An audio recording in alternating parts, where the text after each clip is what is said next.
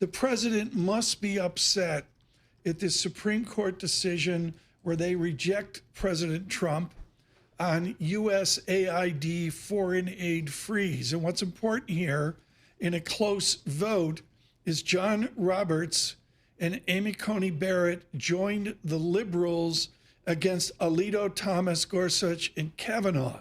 Did you expect this partition of Trump conservatives on the court?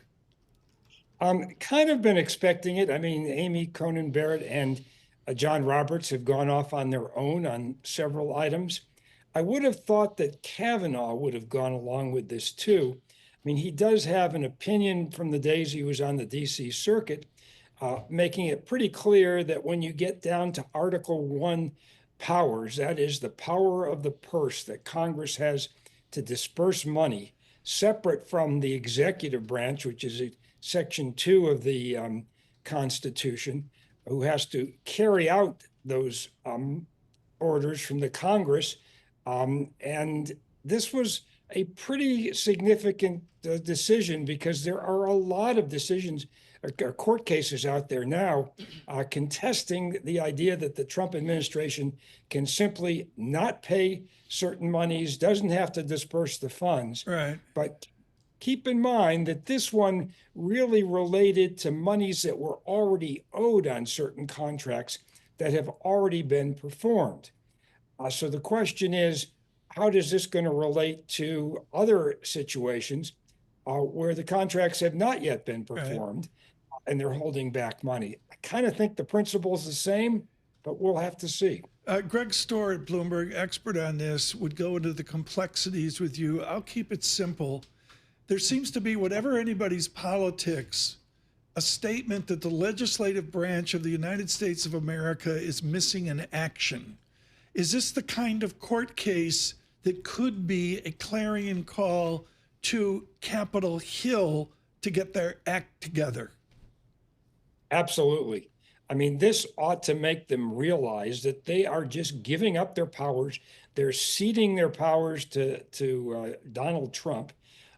They might as well not even show up for work. What's the point if what they wind up appropriating and what they wind up passing can just be ignored by the president? Makes no sense. Yeah, I think this ought to get some people off their duffs. Does this essentially clear the way for lower courts to continue proceedings in the dispute? Sure. I mean, this is the lower court will continue. They'll be looking at other situations like this. I think the litigants there will be bringing up other situations where money is being withheld. But I think this kind of gives the green light to the district courts all across the country that are considering other aspects of this same issue, how to come out on this. So what do you think next is in the timeline as all of this unfolds? Well, I got to tell you, it's very hard to be able to predict that. There are now over 95 cases, lawsuits that have been filed across the United States that relate to the firings of government employees, that relate to monies being withheld. It is very hard without a giant scorecard and to know exactly where every case is at any particular time to know what's going to be next. All I can say is buckle your seatbelts. Things are going to be happening, and they're going to be happening more quickly over the next couple of weeks. I brought Whizzer White up the other day, the wonderful gentleman from Colorado, acclaimed athlete, and he was supposed to be this kind of judge, and he wasn't. And then there's Thurgood Marshall, who I think we could all say was predicted to be a certain kind of judge, and he was.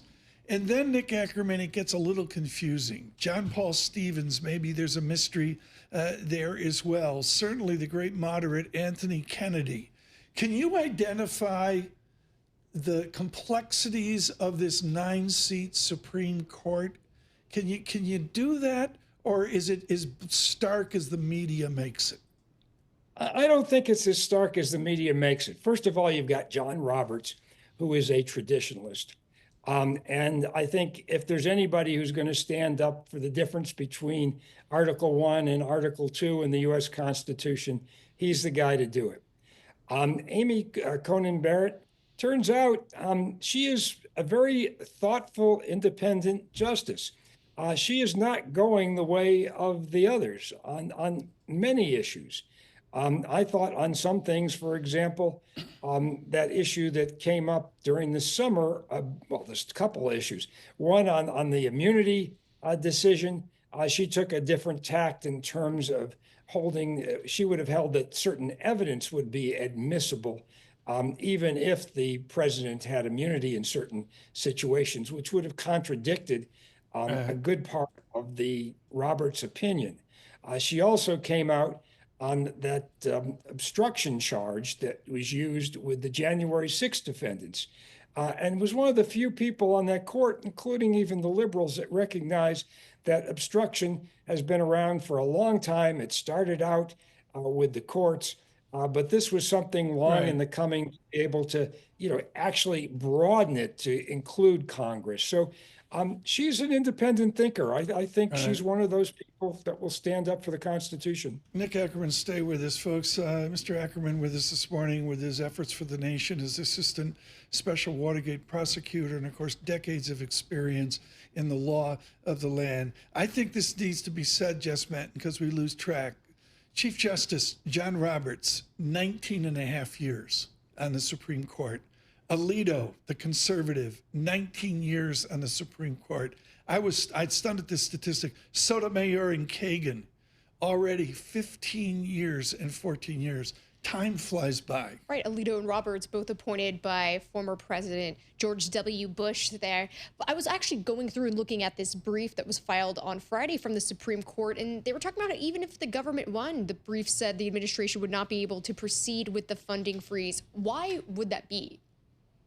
Well, there's no good reason for that. They can unfreeze that. Of course they can do that.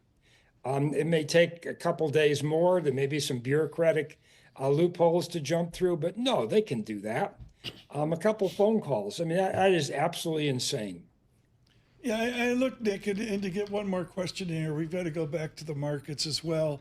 What's in store? Like every legal action that we report that Anne-Marie Horton and Joe Matthew and Katie Lyons talk about, do you just assume they're all going to end up in the Supreme Court? Well, I think the big items will. This is a huge constitutional principle about who has the power of the purse and what the executive's job is. It's basically to faithfully execute the laws that Congress passes. So, yes, I mean, I think you're going to find certain matters going to the Supreme Court like this that will give some clarity and pushback. But I think there's going to be a real tendency here with so many lawsuits out there to sit back, let the lower courts deal with these issues.